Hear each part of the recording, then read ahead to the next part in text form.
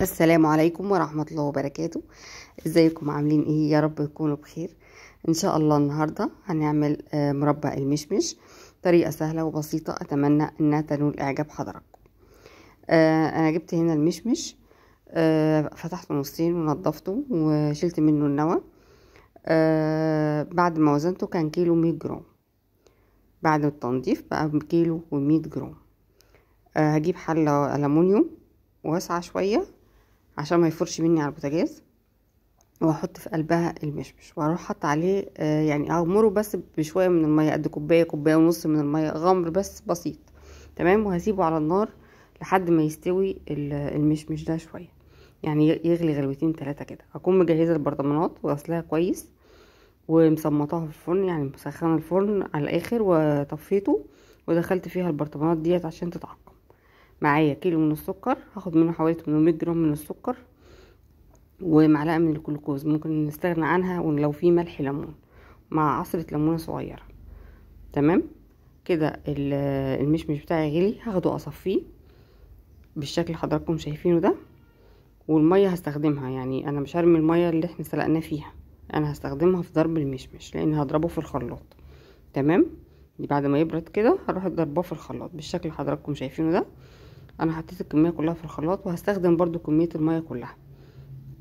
تمام. ولو وحسيت انه تقيل شويه وممشاش الخلاط، زودت برضو شويه ميه صغيرين كده، قد نص كوبايه كمان من الميه. تمام، عشان يمشي بس الخلاط بالشكل اللي حضراتكم شايفينه ده كده. بعد ما انضرب ناعم خالص، هجيب بقى المصفى السلك العاديه دي وهصفيه في الحله الالومنيوم اللي احنا كنا مصفينه منها في الاول. تمام، اللي احنا نشتغل فيها، يعني انا افضل ان احنا نشتغل في المربات بالذات يبقى في الحله الالومنيوم بالشكل ده. هنصفيها علشان لو في اي بقايا من القشر يطلع في قلب التصفية بالشكل اللي حضراتكم شايفينه ده كده. بعد ما صفينا ده بقايا القشور اللي في قلب المصفى دي، واللي في الحلة الألمنيوم ده اللي احنا هنرجعه تاني على النار. تمام.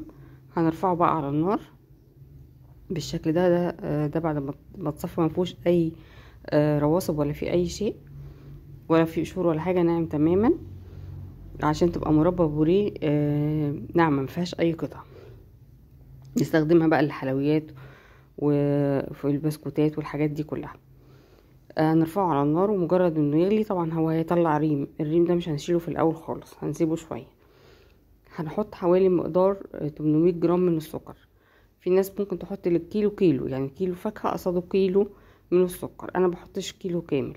تمام. بحط للكيلو 700 جرام. تمام.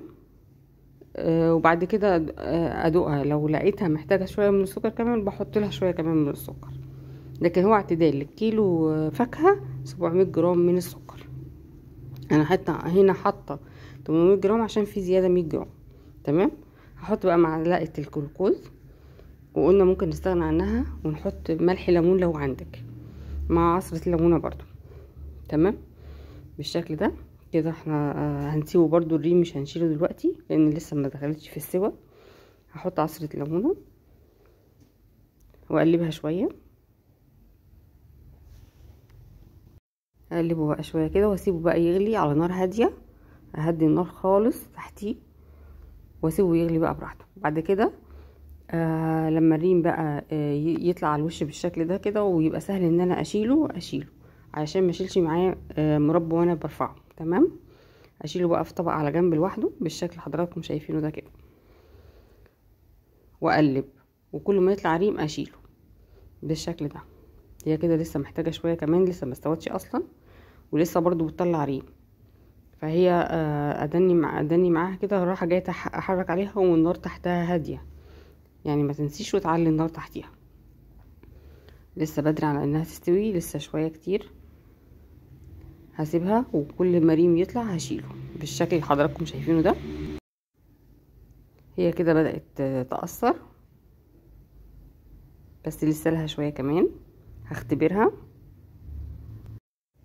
هحط شويه كده في طبق واروح سحباهم بصباعي كده واشوف ايه اللي هيحصل. انا كده سحبتهم بصبعي فهم لموا على بعض شويه، فهي كده لسه محتاجه انها تقعد على النار شويه كمان. تمام.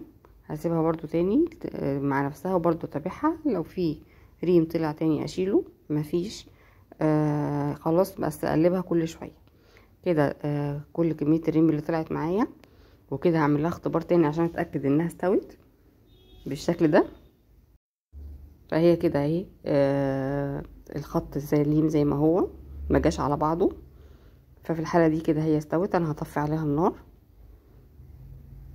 واسيبها بقى لحد ما تبرد خالص، وبعدين اعبيها في البرطمانات.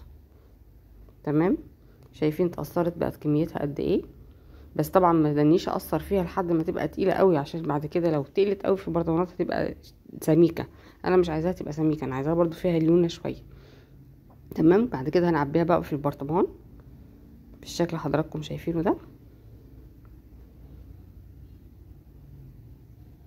هي اخدت مني حوالي 3 برطمانات بالظبط، من اللي هم نص كيلو من المربى الجاهزه اللي احنا بنشتريها،